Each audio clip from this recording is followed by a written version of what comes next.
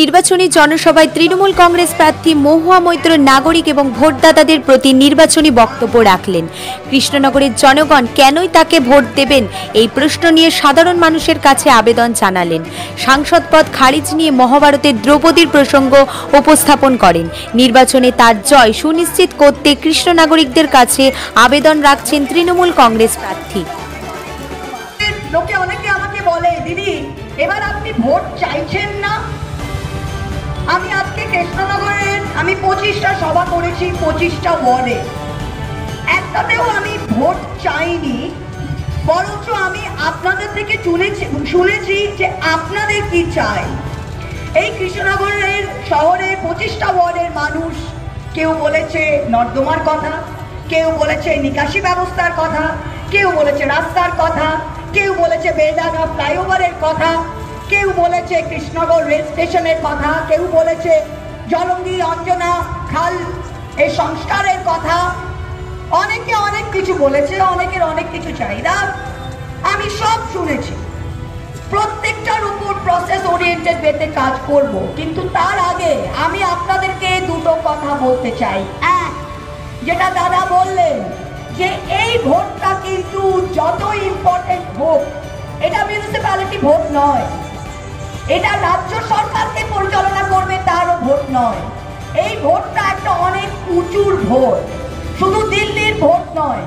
এই ভোটটা হচ্ছে আপনি হিন্দু হিসাবে হিন্দুত্ব স্থাপন করবেন না, আপনি গ্যাসের দাম, বেকারত্ব, শিক্ষা, স্বাস্থ্য, ভারতবর্ষকে এগিয়ে নেওয়ার, সবাইকে সাথে নিয়ে এগিয়ে নেওয়ার, किसी का बाप का हिंदुस्तान नहीं है, এইটা জোর গলায় বাড়িয়ে রাখার ভোট।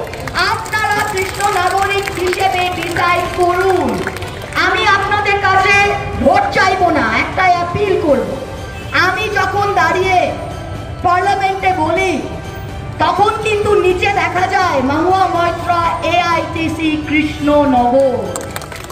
যদি আপনারা মনে করেন যে আমি আপনাদের এতটুকু সম্মানের যোগ্য, এতটুকু ভালোবাসার যোগ্য, তাহলে 13ই মে সেই সম্মান, সেই ভালোবাসাটুকু আপনারা ভোটের বাক্সে ফেলুন।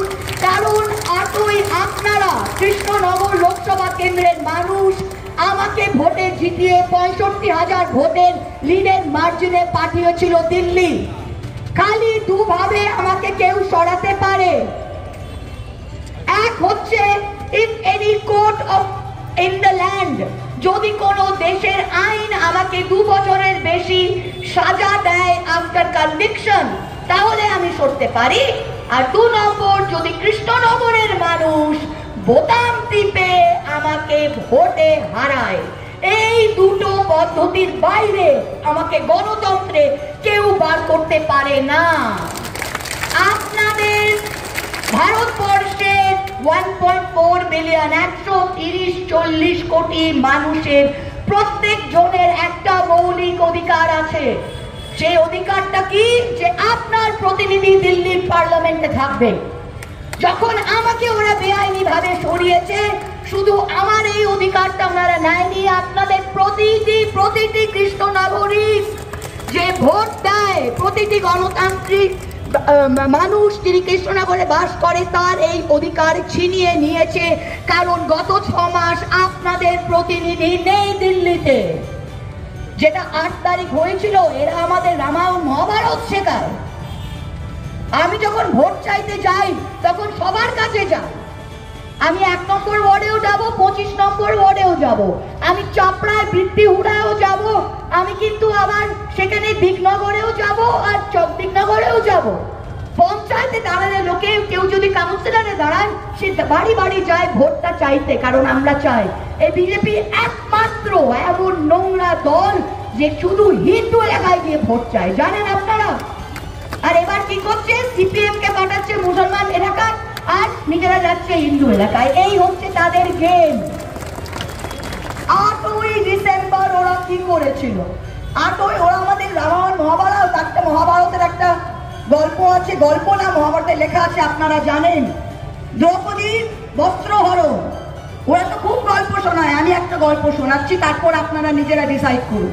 8ই ডিসেম্বর যখন আমাকে বহিষ্কার করছিল অবৈধভাবে, আমি কথা বলতে চেয়েছিলাম, যেটা আমার অধিকার, আমাকে বলতে দেওয়া হলো না। তখন আমার কি মনে হচ্ছিল জানেন? দ্রৌপদীর বস্ত্রহরণে কি হয়েছিল? অন্ধ ধৃতরাষ্ট্র সিংহাসনে বসেছিল। দুর্যোধনের কথায় দুঃশাসন গিয়ে দ্রৌপদীকে নিয়ে এলো, তার শাড়ি টানতে আরম্ভ করলো। দ্রৌপদী শ্রীকৃষ্ণর কাছে প্রার্থনা করলেন, আমাকে বাঁচাও, পাঁচটা হাজবেন্ড রয়েছে আমার, পাঁচটা পাণ্ডব আছে যার আমি ধর্মপত্নী, কিন্তু কেউ আজকে তলোয়ার ওঠাতে পারছে না, সবাই মুখ নিচু করে তাকিয়ে আছে, লজ্জায় আমাকে হেরেছে তারা পাশায়, আমি কি তাদের সম্পত্তি? যখন দুঃশাসন শাড়ি টানতে আরম্ভ করলো, তখন শ্রীকৃষ্ণর হাত ছিল দ্রৌপদীর মাথায়।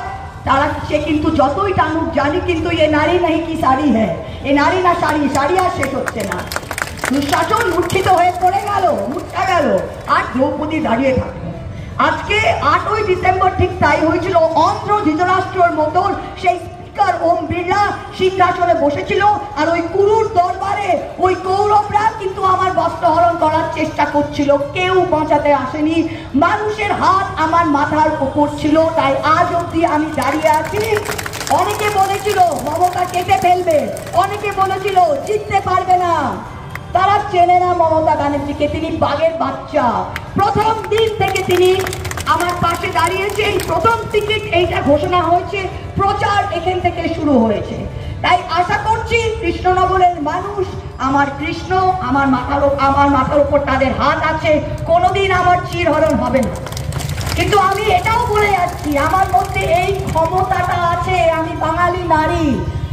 ছোড়ো মেহেন্দি খড়গ সম্ভালো, ছোড়ো মেহেন্দি খড়গ সম্ভালো, দ্রৌপদীর শস্ত্র উঠালো। আমি কিন্তু নিজেই শস্ত্রটা উঠাতে পারি, এবং বিগত 6 মাসে আমি দেখিয়ে দিয়েছি যে এই কাজটা করতে পারি। তাই আপনাদের সকলকে বলছি, এইটা আমি ভোট চাইছি না আপনাদের কাছে। এই শহরের যে নিচে এআইটিসি কৃষ্ণনগর আছে, সেটার যদি ন্যূনতম সম্মান আপনারা রাখতে চাকুন, তাহলে এইবার এই মিউনিসিপ্যালিটিটাতে দুহাত তুলে ভোট দেয় মমতা ব্যানার্জিকে এবং তৃণমূল কংগ্রেসকে। এই বলে শেষ করছি, অনেক অনেক ধন্যবাদ। Thank you.